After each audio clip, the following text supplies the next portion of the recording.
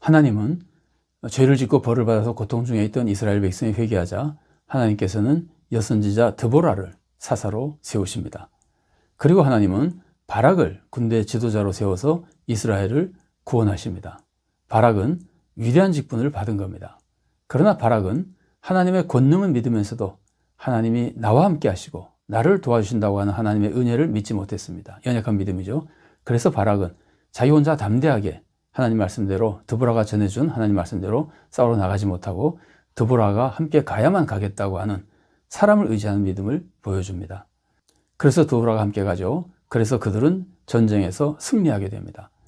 바락은 전쟁에서 승리했지만 하나님만 철저히 믿는 믿음이 부족해서 그 전쟁의 승리에 대한 영광을 받지 못합니다. 우리는 하나님의 권능만 믿는 것이 아니라 하나님이 나를 사랑하시고 나에게 은혜와 사랑을 베풀어 주시고 나를 써주신다고 하는 그 하나님의 은혜와 사랑을 굳건하게 바르게 믿어야 됩니다. 그리고 믿음으로 담대히 하나님 말씀에 순종해야 됩니다. 그래서 우리가 하나님의 뜻을 이루어드리고 또 체험적인 신앙으로 더욱 믿음이 성장해서 더 귀한 하나님의 종이 되어서 좋은 열매를 풍성히 맺는 삶을 살아가야 됩니다. 자, 오늘은 야엘에 대해서 살펴보겠습니다. 야엘은 겐 사람 헤벨의 아내입니다. 겐 족속은 하나님이 아브라함에게 주신 땅에 살던 족속, 가나안 지방을 중심으로 해서 하나님이 아브라함에게 주겠다고 하신 그 약속된 땅에 살던 족속이었습니다. 창세기 15장 18절부터 21절까지의 말씀입니다. 그날에 여호와께서 아브라함과 더불어 언약을 세워 이르시되 내가 이 땅을 애굽 강에서부터 그 큰 강 유브라데까지 네 자손에게 주노니 곧 겐 족속과 그니스 족속과 간몬 족속과 헷 족속과 브리스 족속과 르바 족속과 아모리 족속과 가나안 족속과 기르가스 족속과 여부스 족속의 땅이니라 하셨더라. 자, 여호수아가 가나안 땅을 점령한 후에 겐 족속의 일부, 특히 모세의 장인 호밥의 후손들이 유다 지파와 함께 살게 됩니다. 사사기 1장 16절 말씀입니다. 모세의 장인은 겐 사람이라 그의 자손이 유다 자손과 함께 종려나무 성읍에서 올라가서 아랏 남방의 유다 황무지에 이르러 그 백성 중에 거주하니라. 자, 헤벨은 모세의 장인 호밥의 후손입니다. 사사기 4장 11절 말씀입니다. 모세의 장인 호밥의 자손 중 겐 사람 헤벨이 자기 족속을 떠나 게데스에 가까운 사하난님 상수리 나무 곁에 이르러 장막을 쳤더라. 그런데 헤벨은 가나안 족속과도 교류를 하고 있었습니다. 그러면서 동시에 이스라엘 백성과도 교류를 한 것 같습니다. 그래서 헤벨은 가나안 장군 시스라와도 알고 있었고 또 헤벨의 아내 야엘은 시스라도 알고 이스라엘 장군 바락도 알고 있었습니다. 자, 사사기 4장 17절 말씀입니다. 시스라가 걸어서 도망하여 겐 사람 헤벨의 아내 야엘의 장막에 이르렀으니 이는 하솔 왕 야빈과 겐 사람 헤벨의 집 사이에는 화평이 있음이라. 또 사사기 4장 22절 말씀입니다. 바락이 시스라를 추격할 때에 야엘이 나가서 그를 맞아 그에게 이르되 오라 네가 찾는 그 사람을 내가 네게 보이리라 하매 바락이 그에게 들어가 보니 시스라가 엎드러져 죽었고 말뚝이 그의 관자놀이에 박혔더라. 자, 야엘의 업적을 좀 살펴보겠습니다. 야엘은 자기가 친분이 있는 가나안 장군 시스라가 전쟁에서 패하고 야엘에게 도망왔을 때 영접합니다. 그리고 피곤한 시스라에게 우유를 대접하고 시스라를 자기가 잘 지켜주겠다고 하며 쉬게 합니다. 그래서 시스라가 잠들었을 때에 장막 말뚝을 관자놀이에 박아서 죽입니다. 굉장히 참혹한 모습이죠. 관자놀이는 눈과 귀 사이에 맥이 뛰는 곳을 의미합니다. 이것은 다 하나님이 예비하신 일입니다. 야엘은 그 하나님이 예비하신 일을 자기의 사명에 따라 잘 감당하고 하나님의 뜻을 이루어 드린 겁니다. 그렇다고 야엘이 하나님의 직접 계시를 받은 것 같지는 않습니다. 왜냐하면 성경에 그렇게 명시되어 있지는 않기 때문입니다. 야엘이 이렇게 행동한 것에 대한 배경을 우리가 한번 살펴보면 야엘은 모세의 먼 친척입니다. 모세의 장인 호밥의 후손 가문에 시집간 사람이잖아요. 그러니까 모세의 먼 친척이에요. 그래서 하나님의 역사에 대해서 어느 정도 알았을 겁니다. 이스라엘의 출애굽부터 가나안 땅 정복까지 어느 정도 알았을 겁니다. 그러면서 이 야엘은 하나님에 대한 경외하는 마음이 있었을 것으로 보입니다. 그런데 지금 이스라엘이 가나안 군대를 격파했잖아요. 가나안의 억압을 받다가 지금 가나안 군대를 격파했잖아요. 그래서 야엘은 하나님의 구원 역사를 어느 정도 알고 있던 야일은 지금 하나님의 구원 역사가 일어난 것이라고 생각한 것 같습니다. 그렇게 믿었던 것 같습니다. 그래서 야일은 이스라엘 편에 선 겁니다. 그래서 가나안 장군 시스라를 죽인 것으로 보입니다. 만일 야일이 이스라엘 편에 서지 않았다면 시스라의 시신을 굳이 바락에게 보여줄 필요가 없잖아요. 시스라를 살려서 보낼 수도 있고 혹은 시스라를 죽인다 하더라도 그냥 죽인 시체를 몰래 매장해 버릴 수도 있습니다. 굳이 그 시신을 바락에게 보여줄 필요는 없었던 겁니다. 그런데 굳이 야일이 시스라의 시신을 바락에게 보여준 것은 야일이 이미 이스라엘 편에 선 것을 의미하는 겁니다. 자, 이 모습은 여리고의 기생 라합이 이스라엘 편에 선 것과 굉장히 비슷한 모습입니다. 이것은 하나님이 이제 이스라엘을 위한 구원 역사를 이룬다고 하는 것을 믿었기 때문에 라합도 이스라엘 편에 섰고 지금 야일도 이스라엘 편에 선 것이라고 볼 수 있습니다. 굉장히 비슷한 모습이라고 볼 수 있습니다.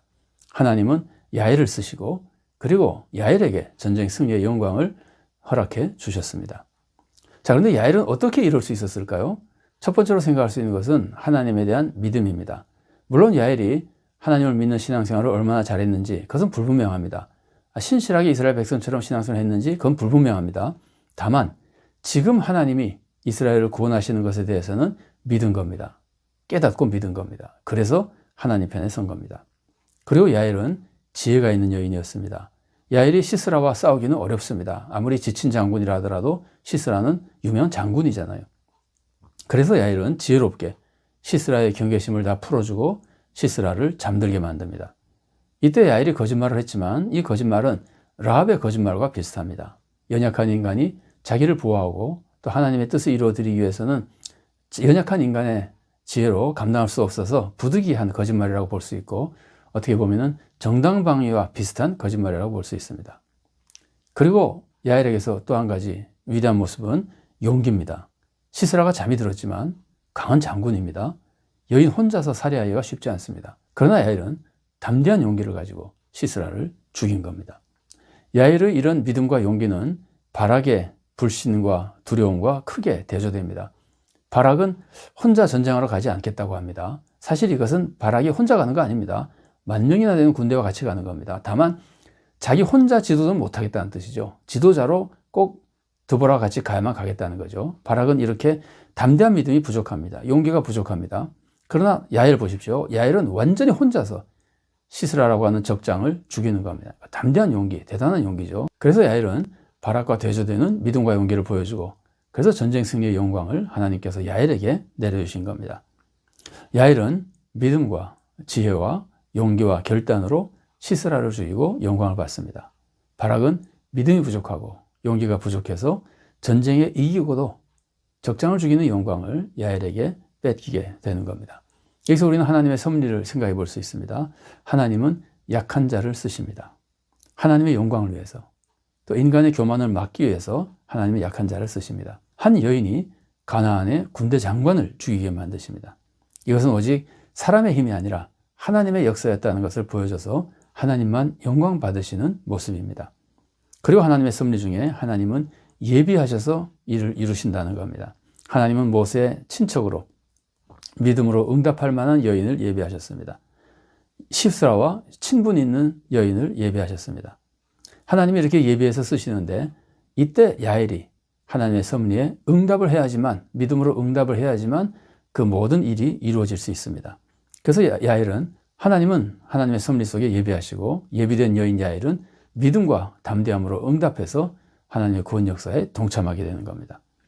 우리도 마찬가지입니다. 우리는 하나님을 믿고 하나님의 약속을 믿고 담대하게 하나님 말씀에 순종해야 됩니다. 그래야 하나님의 구원 역사에 동참하고 하나님의 쓰임받는 종이 될 수 있습니다.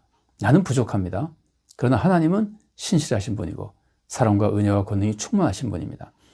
하나님이 나와는 함께하지 않을 것이라고 하는 어리석은 불신앙을 버리고 나는 약해도 하나님이 약속대로 나와 함께 하시고 써주신다는 것을 굳게 믿어야 됩니다. 특히 하나님은 약한 자를 쓰십니다. 내가 약하다고 하나님이 안 쓰시는 것이 아닙니다. 우리는 약한 자를 쓰신 하나님을 바라보며 하나님이 나에게 주신 약속의 말씀을 믿고 내가 부족하지만 하나님을 신뢰하고 하나님께 순종하며 헌신하는 참된 성도로 살아나가야 됩니다. 그리고 하나님의 사역을 위해서는 지혜도 필요합니다. 그래서 우리는 늘 지혜를 사모해야 됩니다. 물론 지혜는 하나님을 경외하며 의지하는 겁니다. 그리고 하나님이 주신 방법에 순종하는 겁니다. 특별히 우리는 지혜를 사모할 때 구체적으로 하나님의 일을 잘 감당할 수 있는 지혜를 사모해야 됩니다.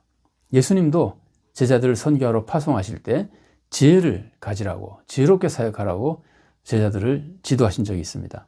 마태복음 10장 16절 말씀입니다. 보라, 내가 너희를 보냄이 양을 이리 가운데로 보냄과 같도다. 그러므로 너희는 뱀같이 지혜롭고 비둘기같이 순결하라. 뱀같이 지혜로우라는 말이 좀 어색하게 들리죠. 뱀이 우리들에게 나쁜 이미지를 가지고 있기 때문에. 그러나 뱀의 지혜를 배우라고 하는 것은 뱀의 특징이 위험을 잘 피하는 특징이 있다고 합니다. 그러니까 뱀의 지혜를 배우라고 하는 것은 쓸데없이 위험한 데 나가지 말고 위험을 피하면서 지혜롭게 사역하라는 것을 가르치는 겁니다. 이것은 절대로 악한 지혜를 쓰라는 것이 아닙니다. 그래서 예수님은 뱀같이 지혜로우라는 말만 하실 뿐 아니라 비둘기같이 순결하라 그러잖아요. 우리는 악한 지혜를 쓰는 것이 아니라 쓸데없는 위험을 피하는 지혜로운 모습을 갖추고 또한 순결한 모습으로 하나님을 신뢰하며 하나님의 일을 지혜롭게 잘 감당해 나가야 되는 겁니다.